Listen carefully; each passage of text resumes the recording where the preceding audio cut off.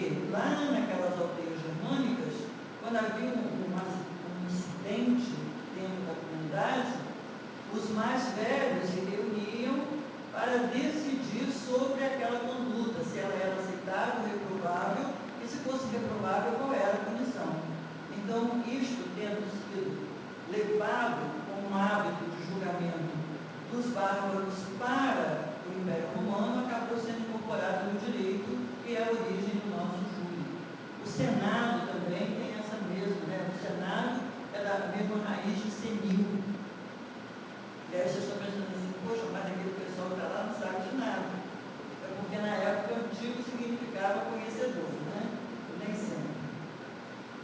Bem, então, essa questão toda, com a Revolução Francesa, tem esse documento que o berço da civilização vai ter que assumir uma outra forma de ser civilizado. Essa outra forma de ser civilizado está transcorrendo até hoje. Agora sob a influência bastante grande dos americanos. Mas que no mundo de comunicação global, não podemos falar que, pelo fato de haver um oceano entre a América e a Europa, que eles não façam uma produção conjunta, muito pelo contrário. Fazem uma produção conjunta de excelentes resultados. Então, isso aí foi a Revolução Francesa e o resultado dela, e eu fiz uma perguntinha para nós orientarmos o nosso estudo, que é a seguinte.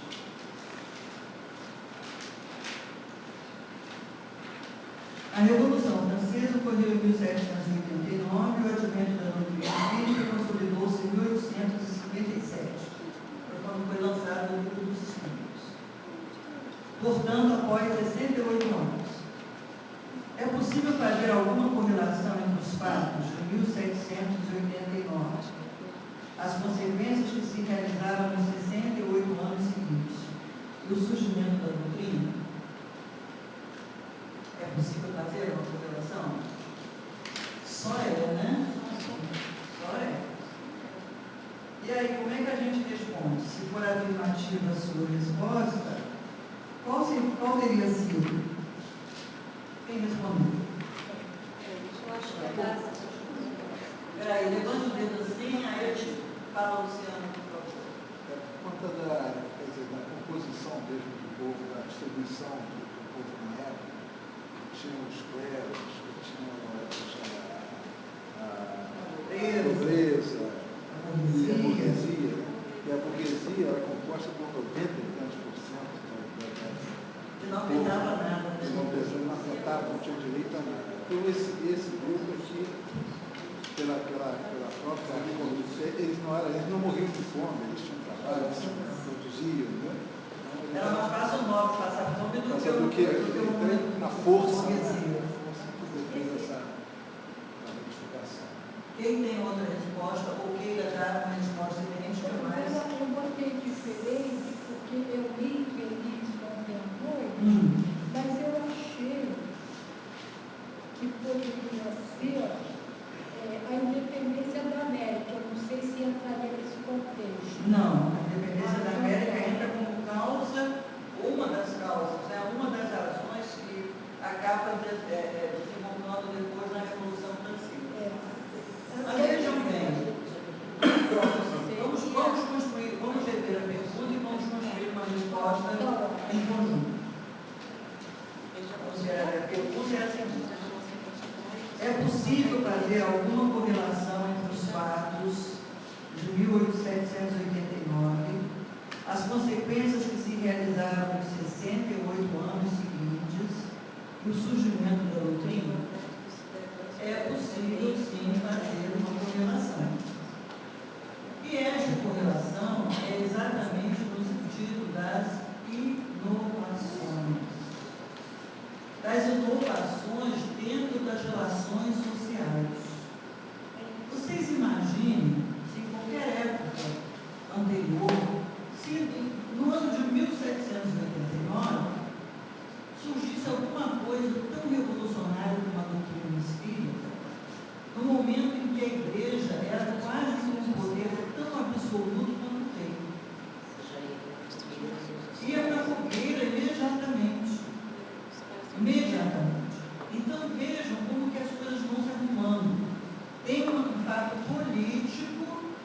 que é a questão da revolução, que vai alterar todo o sistema de poder na França, e que se nós ficarmos na superfície, nós vamos nos manter prisioneiros só dessa lição de história.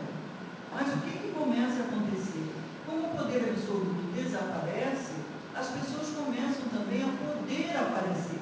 Ninguém mais está subordinado, sufocado diante de uma ideia. Com isso surge uma ideia de liberdade individual. Fora do absolutismo, começa a surgir uma ideia de liberdade individual. Essa ideia de liberdade individual serve de substrato para a ideia de igualdade. Então, o lema liberdade, igualdade, fraternidade não são palavras vazias.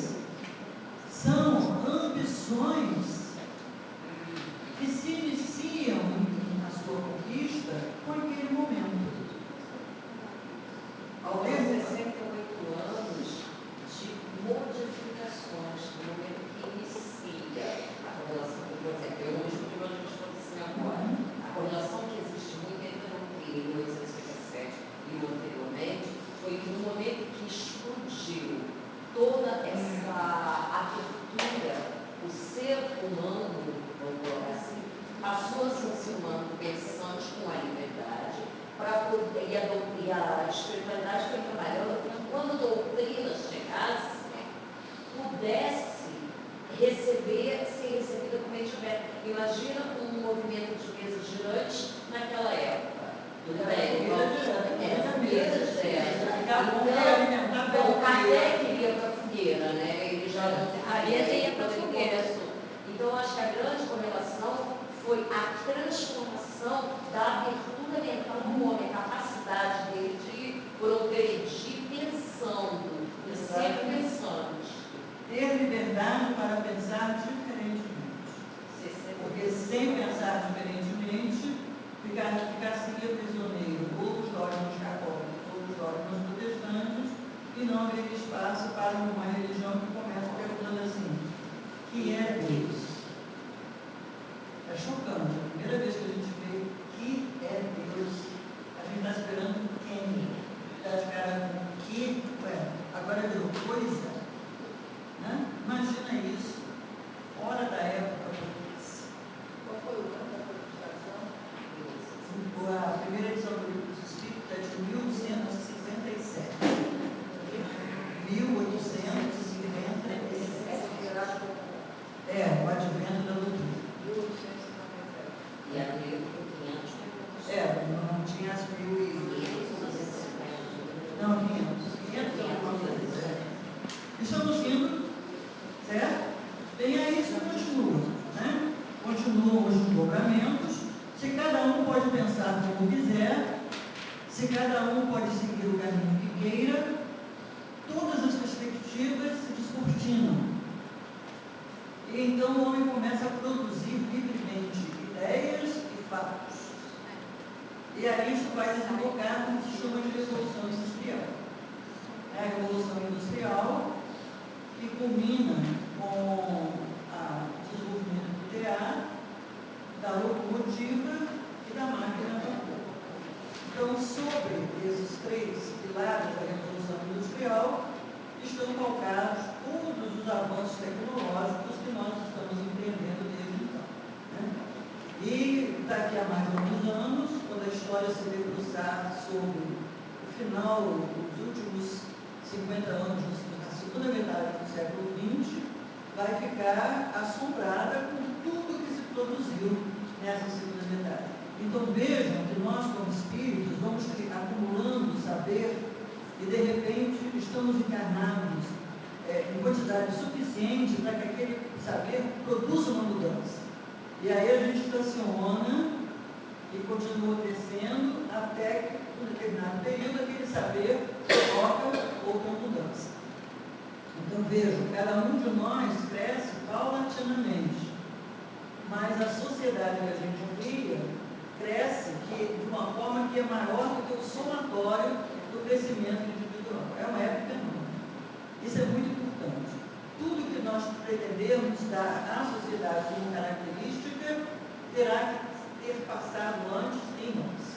Então, quando que nós teremos um mundo onde impera a fraternidade? Quando os sócios dessa sociedade se tornarem fraternos. Então, não adianta sonhar utopicamente com o mundo ideal em que todos seremos iguais. O que adianta é nos convencermos dessa igualdade, que não é uma igualdade humana, mas é uma igualdade espiritual, e então, quando nos convencermos, nossas ações recíprocas estarão então caracterizadas por isso. E aí nós seremos todos, então, uma grande fraternidade universal. Então vamos à outra pergunta.